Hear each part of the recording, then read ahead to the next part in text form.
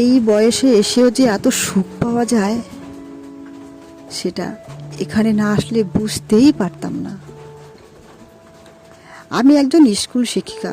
যখন স্কুল যেতাম তখন বাড়ির সব কাজ ছেড়ে তারপর বেরোতাম। কিন্তু আমার বৌমা, সেও চাকরি করে, কিন্তু কিছুই করতে পারে না। ঘুম থেকে উঠে সোজা রেডি হয়ে খেয়ে বেরিয়ে যায়। কিছু বলাই মুশকিল, সে অনেক কথা।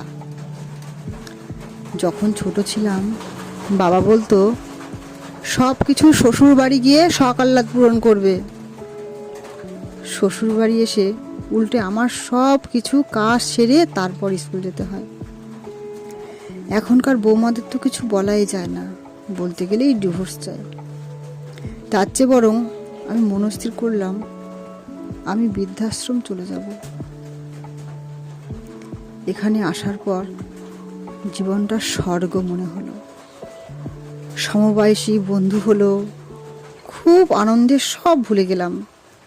সবাই মিলে এত আনন্দ করতাম যেটা আমি কোনো কালে পাইনি।